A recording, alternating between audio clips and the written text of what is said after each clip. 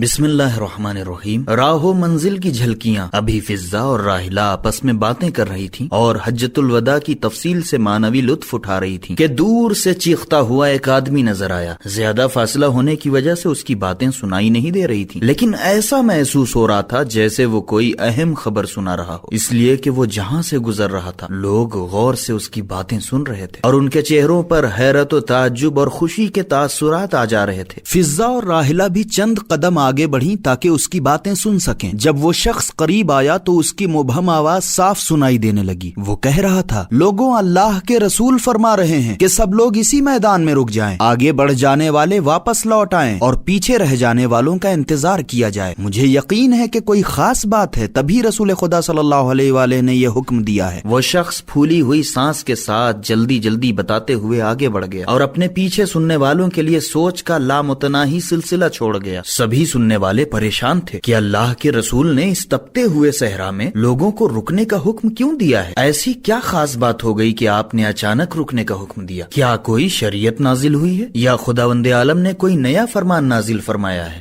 حضرت صلی اللہ علیہ وآلہ تو اپنی زندگی میں تقریباً تمام احکام کی تبلیغ فرما چکے ہیں، پھر اچانک اس میدان میں رکنے کا حکم کیوں دیا؟ ایسے ہی بہت سے سوالات ذہنوں میں اٹھ رہے تھے۔ سبھی سوالیہ انداز میں ایک دوسرے کا چہرہ دیکھ رہے تھے، لیکن جواب کسی کے پاس نہیں تھا۔ قافلہ آہستہ آہستہ قریب آ رہا تھا۔ راحلہ کی جاننے والی کچھ عورتیں بھی اس قافلے کے ساتھ تھیں۔ پیچھے رہ جانے کی وجہ سے راحلہ کا ساتھ چھوٹ چکا تھا۔ وہ عورتیں راحلہ کو دیکھ اسی طرف آنے لگیں۔ فضا کی نگاہیں قافلے والوں کے چہرے کا جائزہ لے رہی تھیں۔ ان میں سے ایک عورت نے کہا، میں نے اللہ کے رسول کا فرمان اپنے کانوں سے سنا ہے۔ انہوں نے اور کیا فرمایا؟ راحلہ نے اپنی بڑھتی الجھن دور کرنے کے لیے سوال کیا۔ میں نے صرف یہی سنا۔ پھر اللہ کے رسول کی دل فریب آواز سن کر سبھی ان کی طرف ٹوٹ پڑے، اسی لیے میں کچھ اور نہیں سن سکی۔ اس عورت نے نہ سننے کی وجہ بتائی، لیکن میں نے ایک بزرگ صحابی کو کہتے سنا ہے۔ ایک دوسری عورت نے گفتگو میں حصہ لیتے ہوئے کہا، میں نے ان کو کہتے ہوئے سنا کہ رسول خدا صلی اللہ علیہ وآلہ فرما رہے تھے کہ ابھی ابھی جبرائیل امین نازل ہوئے تھے اور انہوں نے اللہ کا فرمان پہنچا دیا ہے کہ اے حبیب، آپ وہ پیغام لوگوں کے درمیان پہنچا دیجئے جس کا حکم دیا جا چکا ہے۔ وہ کون سا حکم ہے جسے حضرت صلی اللہ علیہ وآلہ نے ابھی تک نہیں پہنچایا؟ راحلہ نے تعجب خیز لہجے میں کہا۔ لیکن فضا کی الجھن دوگنی ہو گئی۔ وہ اس اچانک رکنے کے فرمان سے تو الجھن میں تھی ہی، اسی کے ساتھ ساتھ اسے اس بات کی بھی الجھن تھی کہ اللہ کے رسول نے مدینے سے مکے تک کا سفر کیسے طے کیا اور مکہ معظمہ میں کس طرح حج کے اعمال انجام دیے؟ کیا اس دوران آپ نے کوئی خصوصی حکم بھی دیا؟ لوگوں نے حضرت صلی اللہ علیہ وآلہ کی ہمراہی کا لطف کیسے اٹھایا؟ یہ سارے سوالات فضا کے ذہن میں سر اٹھا رہے تھے، لیکن وہ مجبور تھی۔ راحلہ کو اپنی طرف متوجہ کرے تو کیسے کرے؟ اس اجنبی نے گفتگو کا سلسلہ پوری طرح منقطع کر دیا تھا۔ فضا ابھی اپنی سوچوں میں ڈوبی ہوئی تھی کہ اچانک راحلہ نے متوجہ کیا، فضا کہاں ہو؟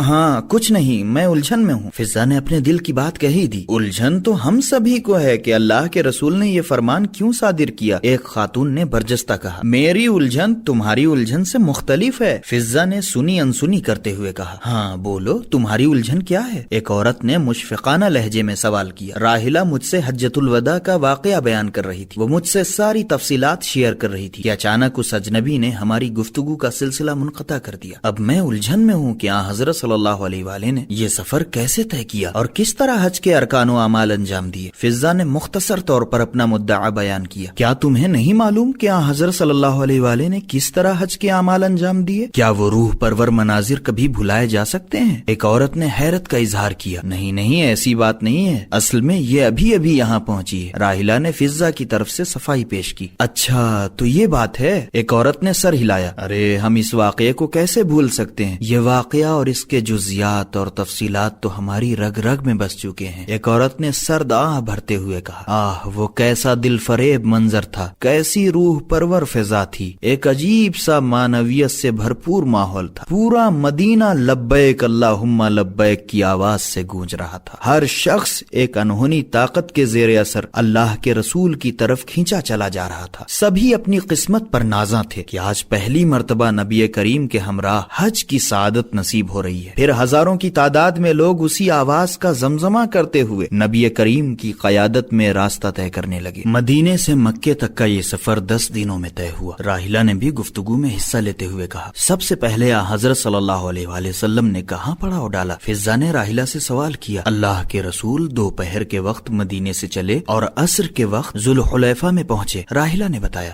رسول خدا صلی اللہ علیہ وآلہ نے اس جگہ کو میقات قرار دیا۔ ایک دوسری عورت نے معلومات میں اضافہ کیا، یہ میقات کیا ہے؟ فضہ نے اسی عورت سے سوال کیا، ارے تمہیں نہیں معلوم؟ جو لوگ یثرب سے حج کے لیے جاتے ہیں انہیں یہاں رک کر حج کے قاعدوں پر عمل پیرا ہونے کی نیت کرنی پڑتی ہے اور یہیں سے احرام باندھا جاتا ہے۔ اس عورت نے فوراً جواب دیا، اس جگہ اللہ کے رسول نے منزل کی، غسل فرمایا اور پھر احرام کے کپڑے زیب تن کیے۔ حضرت کی تقلید کرتے ہوئے قافلے میں موجود سبھی نے غسل کے بعد احرام کے کپڑے پہنے۔ راحلہ بتا رہی تھی، پھر کیا ہوا؟ فضہ کے لہجے میں والہانہ پن تھا۔ راحلہ بتانے لگی، حضور نے رات یہیں بسر کی، صبح تڑکے یہاں سے نکل کھڑے ہوئے اور اتوار کے دن سورج چڑھنے سے پہلے یلملم کو شرف قدوم بخشا۔ پھر قافلہ یہاں سے بڑھا تو رات کو نماز اور کھانے کی غرض سے کچھ دیر کے لیے شرف السیالہ میں رکا، فریضہ سحری عرق الزبیہ میں ادا کیا اور نسیم صبح گاہی کے ساتھ یہ کارواں روحہ میں تھا۔ وہاں سے چلا تو تیسرے پہر کو عصر کی نماز کے لیے چند لمحے منصرف میں صرف ہوئے، مغرب و عشاء کی نماز اور رات کے کھانے کے لیے متعشہ میں قیام ہوا۔ پھر تاروں کی چھاؤں میں موکب رسالت نے منزل عصایہ کو عزت بخشی، اور جس وقت نیر مشرق اپنی سنہری کرنوں کو فرش راہ بنانے کی کوشش کر رہا تھا، منزل عرج غبار کارواں کو دیکھ کر چشم ماں روشن دل ماں شاد کا ورد کر رہی تھی۔ منگل کے دن صاحب معراج نے لوح جمل میں نزول اجلال فرمایا، بدھ کو سقیہ میں قدر استراحت فرمائی، شب کا بیشتر حصہ رستے میں گزرا اور جمعرات کو پچھلے پہر